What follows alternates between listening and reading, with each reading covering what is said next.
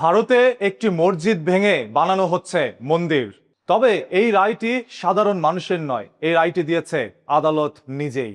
হ্যাঁ, ভারতের মধ্যে অসংখ্য জায়গায় আপনারা দেখেছেন মসজিদগুলোকে বন্ধ করে সেখানে বানানো হচ্ছে পুনরায় মন্দির। হিন্দুদের দাবি 1010 থেকে 1055 সালে ঘোষ রাজা এটাকে সরস্বতী মন্দির হিসাবে নির্মাণ করেছিল। তবে মুসলমানরা দাবি করছে কামাল মাওলা দরগা ও মসজিদ নামেই নির্মাণ হয়েছিল এই মসজিদটি আরো অনেক আগেই। সেই থেকে এই পর্যন্ত এই মসজিদের মধ্যে মুসলমানরা নামাজ পড়তেন। তবে আপনারা দেখেছেন এখন ভারতের মধ্যে একের পর এক মসজিদগুলো উচ্ছেদ করে সেখানে বানানো হচ্ছে মন্দির। সেই একই সূত্রে ধরেই এখন আবার এই মসজিদটাকে উচ্ছেদ করে এখানে মন্দির বানানোর জন্যই তারা একটি পরিকল্পনা করেছে। তারা দাবি করেছে এটা অতীতে ছিল মন্দির, সরস্বতী পূজা হতো এখানে। পরবর্তীতে কামাল মাওলা নামে একজন এসে সেটাকে মসজিদ বানিয়ে দেয়। তাদের দাবি অনুযায়ী আদালত রায় দিয়ে দেয় হিন্দুদের পক্ষেই। এখন আমাদের কথা হচ্ছে, যদি আদালত আসলে এরকম কোন রায় দিয়ে থাকেন যে ওইটা আগে মন্দির ছিল যার কারণে পুনরায় এখন এটাকে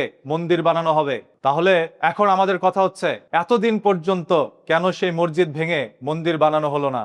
আজ শুভেন্দু অধিকারী নির্বাচিত হওয়ার পর থেকেই আমরা লক্ষ্য করে দেখেছি ভারতের মধ্যে মুসলমানদের উপরে অবিচার করা হচ্ছে। এ যেন কোনো রাজনৈতিক নির্বাচন হয়নি, এবার নির্বাচন হয়েছে শুধুমাত্র ধর্মকে পুঁজি করে, যেটার বাস্তব প্রমাণ শুভেন্দু অধিকারী দিচ্ছে। আদালতের রায় অনুযায়ী এখন থেকে সেই মসজিদের মধ্যে শুধুমাত্র হিন্দুরাই পূজা করবে, কোনো মুসলমান ওইখানে ঢুকতে পারবে না এবং নামাজ আদায়ও করতে পারবে না। এখন ভারতের মধ্যে মসজিদগুলোর মধ্যে তালা লাগানোর পরে বাংলাদেশের মানুষজন আবেগে রাস্তার মধ্যে নেমে আন্দোলন করছেন, একের পর এক পোস্ট, একের পর এক ভাষণ দিচ্ছেন ভারত বিরোধী। তবে এতে ভারতের চুল ছিঁড়াও হচ্ছে না, বরঞ্চ আপনার এই দেশের একের পর এক পোস্ট এবং আন্দোলনকে কেন্দ্র করে আমাদের মুসলমান ভাইয়েরা ভারতের মধ্যে নির্যাতনের শিকার হচ্ছে। আপনাদের ধারা তাদের বিন্দু পরিমাণ উপকার না হলেও তাদের অপকার প্রতিনিয়তই হচ্ছে।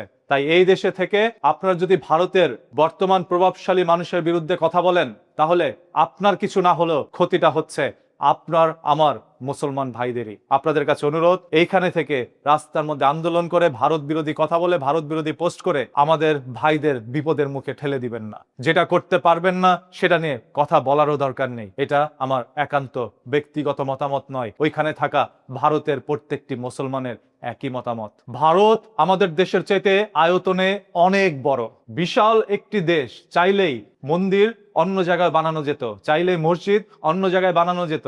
একটি উপাসনালয়ের স্থানের মধ্যেই কেন সেটাকে ভেঙে আবার নতুন করে উপাসনালয় বানানো হবে? আদালত চাইলেই পারতো এরকম একটি রায় দিতে, যেহেতু ওইখানে মুসলমানরা আগে থেকে নামাজ পড়ে আসছে, তাহলে তার পাশে বা অন্য কোনো স্থানে হিন্দুদের উপাসনালয় বানিয়ে দিবে। তবে আদালত সেটা না করে ভেঙে তারপর নতুন করে নির্মাণের রায় কেন দিচ্ছে? এতে করে বিবাদ তো থামছেই না, বরঞ্চ এটা আরো বড় কোনো দুর্ঘটনা সৃষ্টি হতে পারে। হিন্দু মুসলমানের মধ্যে দাঙ্গা জড়িয়ে দেওয়ার জন্য আসলে ভারতের কারা কাজ করছে? যারা ভারতের মধ্যে বসবাস করছেন, প্রত্যেকের মূল্যবান মতামত আজকের কমেন্ট বক্সের মধ্যে দেখতে চাই। আমরা কোনো বিভেদ চাই না, আমরা সবাই শান্তিতে বাঁচতে চাই। ধর্মবর্ণ নির্বিশেষে আমরা সবাই মানুষ। তাই মানুষ হয়ে একে অপরের পাশে দাঁড়াবো, এটাই হতে পারে আমাদের নতুন এক নীতি।